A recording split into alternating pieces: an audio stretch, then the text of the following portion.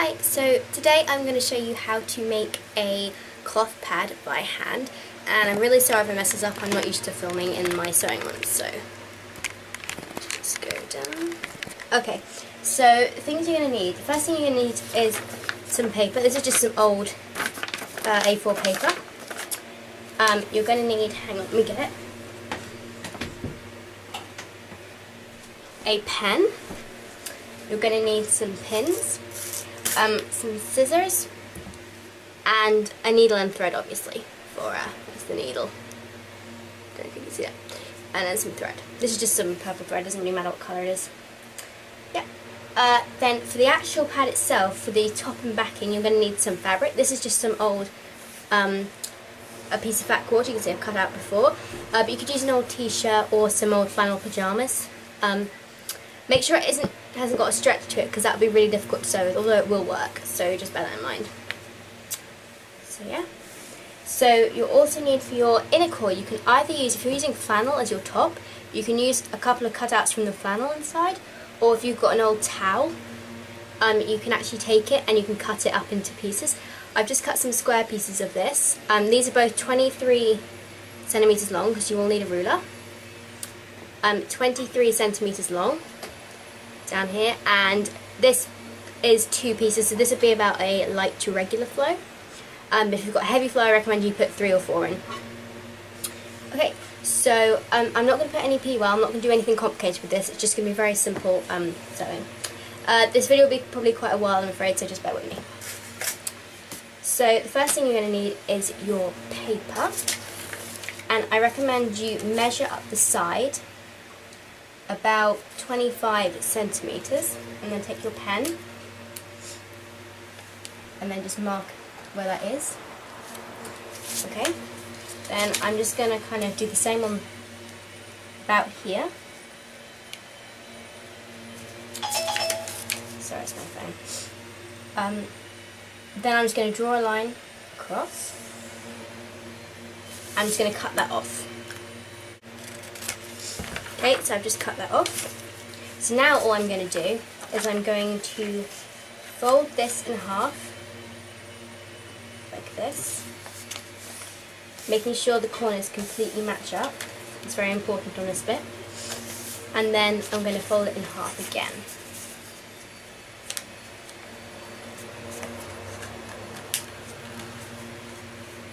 Again, making sure they match up, okay? So it's just folded into 4. Now what you want to do is you want to make sure that this bit that pulls back, okay, you want to be drawing this bit. Okay? So where these 2 lines are, you know, where it folds open from and where it doesn't fold open at all from, you want to have that bit facing you and this bit over here, so this is facing to your left. Okay? Then I'm going to take my pen again and I'm just going to draw a rough shape. So I'm just going to kind of, I'm going to turn it over, because it's easier for me to draw it this way. I'm just going to make a kind of gentle curve, like that. Okay? And I'm just going to cut. Okay? So then what you should be able to do is unfold it and see your template. Now you can kind of look at that and say, is that too wide? Do I need to make those thinner? Whatever. I usually take this and just see if it's going to be okay. I might need to cut this down a bit, but that's okay. I'm just going to make this a little bit narrower, because I'm quite a narrow person. I need quite narrow gusseted pads, because the gusset of my pants is quite narrow. So I'm just going to basically bring it in a little bit. Like that. And it doesn't need to be too neat at this point. Okay, so I'm happy with that. So that is my template done. Okay, so now I need to draw this out onto my fabric. Just going to clear some space. Now put the fabric wrong side up. So you see the pattern's on this side, and you want it wrong side up facing you. Now, because I'm just going to make one full pad, and I'm going to use the same for the top and the back, I'm going to place this here. And you might want to do this on a hard surface, actually not on the carpet floor, but it's easier for me to film on the floor here. So then I'm just going to draw all around this. Okay, so now I have, I don't know if you can see, but now I have 2 of my patterns drawn out. Yeah. So now I'm just going to cut them out. I actually have a different pair of scissors for this because this is quite difficult to cut out.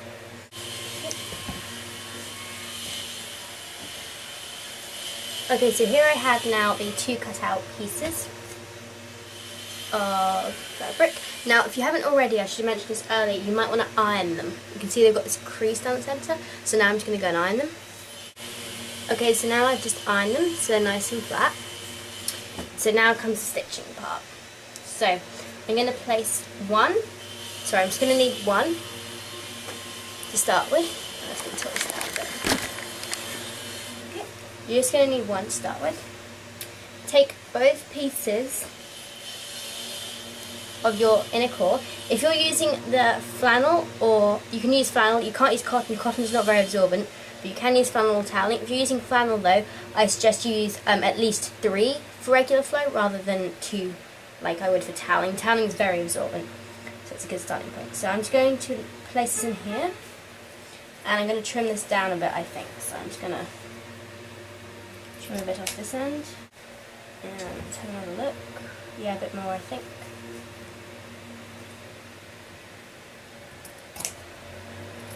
And I'm also just going to round off the corners a little bit.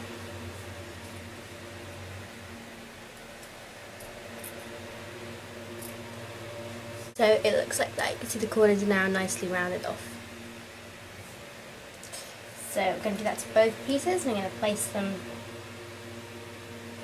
inside. It's going to do the same to the other bit.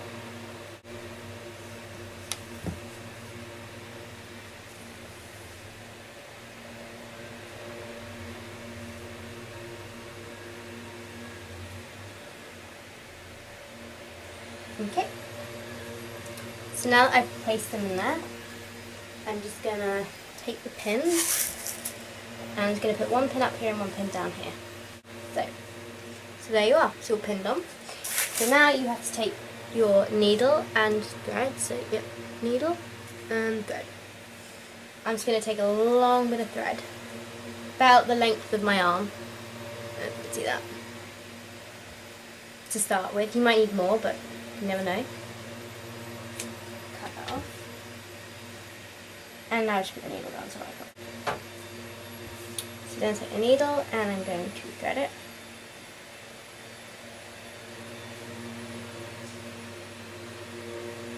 So I'm just going to pull it a little way through. Actually put it quite a firm way through. And then you're going to want to tie a knot at the end. Okay, so when that's done, I'm going to start just up in this corner. I'm just going to place my needle, go all the way through. Toweling does tend to fray quite a lot, you'll just have to bear that in mind. And pull tight, then stab it back in, like so.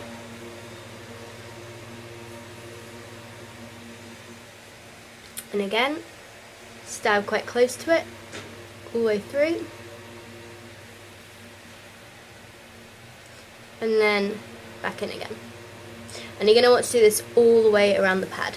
Okay, so sorry about the loud sound now, and I had to turn the aircon on. But when you've gone all the way around the pad, you can see they're not very neat stitches, they're just holding the soaker to the pad. You're going to want to make a knot, so go once more through, and back again. And then you're going to want to just go into the fabric part way and pull through once, pull through again, and it will cause you a knot. You just want to cut that off. So, and there you have your soaker sanitary pad. Now you need to sew it to the other part of the pad. So what you need to do is place this bit with the pattern face up, so that's the back side, it's down. And you want to place this with the soaker layer on top, like so. Just kind of match them up as best you can.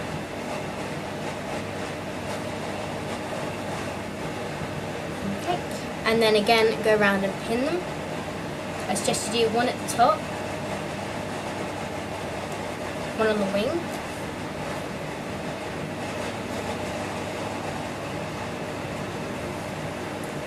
one at the other top, and one on this wing as well. And actually, I'm not going to pin this wing because this is where I'm going to turn the pad the right way out. So I'm going to take my needle, which is here, and some more thread. I'm going to need a lot more thread for this one. So you can either do it with a little bit of thread at a time and keep stopping and starting, or you can make a really long piece, which is just a little bit more difficult to sew with. Okay, so I've just brought the camera down a little bit so you can see a bit better how to do this bit.